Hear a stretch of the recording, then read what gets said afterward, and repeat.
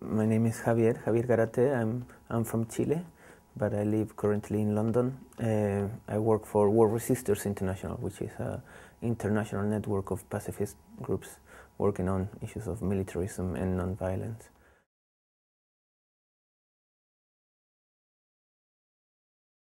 In 2003, I went to Israel for a week-long training in nonviolent action, which was my first experience of being in a training and preparing a nonviolent action. We did just an action in Tel Aviv in front of the military defense, but it was very much, using all the tools of nonviolence for preparing an action. And that was then when I went back to Chile, I said, oh, hey, look, this is how they do it there. It's much more creative, much more coming into also in a way of planning, checking all the different areas that you need to cover preparing an action, and also being quite more creative in terms of if you're, especially because we were not like a massive group, no, so a small group that doesn't have the capacity to organize big marches, no, so you need to think about other ways of doing your action and being more creative. So then we started organizing more, street theater or things that could get more attention to the people and saying, okay, instead of, because before that we were just us organizing our kind of walking demonstrations, not very successful because we were quite small group, no? But so then we said, okay, we really need to think differently, no? Well, in Chile, I don't know how successful we were in some way, because we were quite small and limited, no, and also it was sometimes difficult finding what was our goal, no, our final goal, because we were struggling for the right of conscientious objection and also for the end of military service, but for us, I think the main goal was getting more people to know that there was a space for opposing the military service, that were people opposing it, and that if you wanted, you could oppose this. So for us it was getting more people to join, and by this doing actions like in front of military barracks, which can be quite, if you do it in a good way, trying to also approach the people who are there getting ready to register.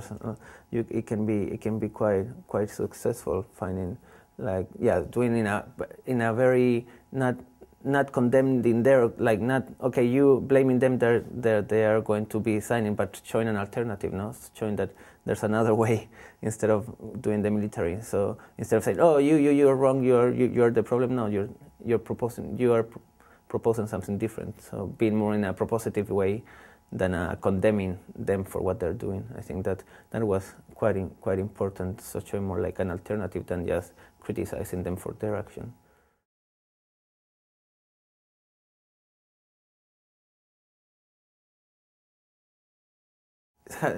As more participatory it is, the better.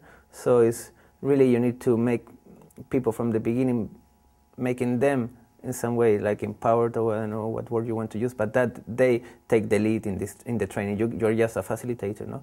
So you provide some tools, some resources, but the group has to be the one that is coming with ideas and guiding this, taking the training where they want in some way. So I think you have to find tools in your training which enables this participation of the group, no? That, so instead of me saying, okay, we're going to do this and this and that, it's something that is coming from the group in terms of which are the issues we want to address, and then also where do we want to go with this. And so that's, for me, that's quite key, finding very tools that open this discussion, this participation, and finding different tools, especially sometimes checking also always when you find different personalities, people who speak a lot, don't speak too much, and finding that they all in some way can participate. So sometimes if you have a large group, you have to always break into small groups, finding ways that you can get this participation, no? Because if not, you get some people who are always dominating the session, and there's many others who don't join. And the idea of a nonviolence training action is that everyone is welcome, everyone feels that they're being listened, and they can contribute. So I think that for me is very key for a good training.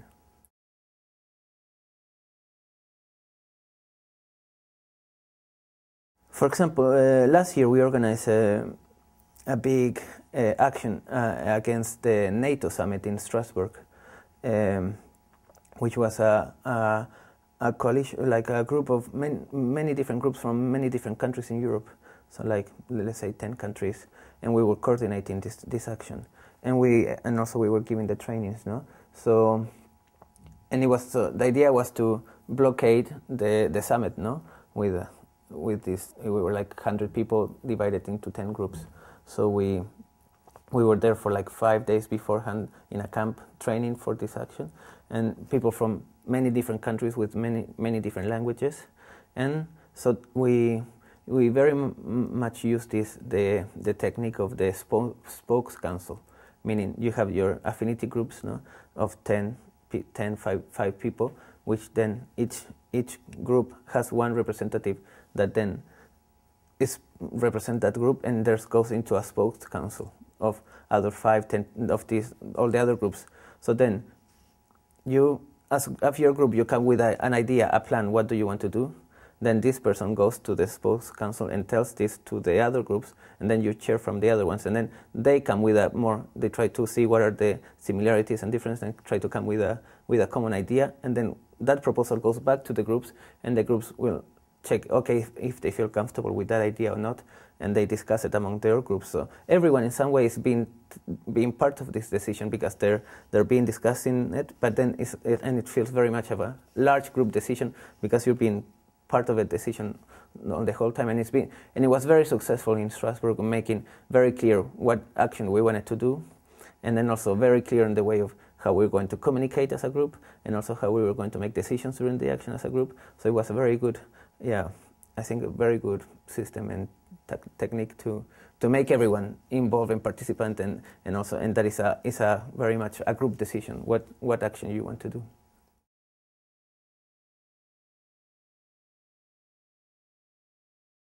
First, the understanding of the situation. You need to have a very good understanding, and things that we have been talking quite a bit here. So for us as War Sisters, we always do a lot of understanding what are the powers involved. Who has the power, and what power also you have because power not only the ones who are in power, they have power. You as a civil society, as a group, you have some form of power that you have to also be aware. What is your power? What is your strength? And then you can know what is your capacity for doing something. So you have to. I think it's very important analyzing the different levels of power that are present in your society, and who holds what kind of power. And then from that you can come. I think start understanding how you can act. And I think small is good.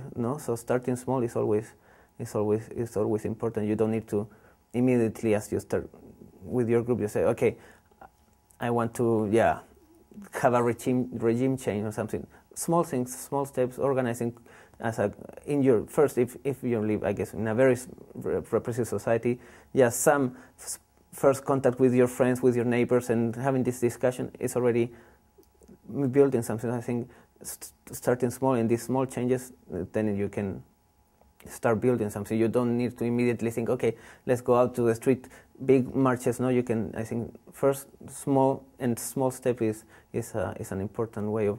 Also, that is something that is built very much.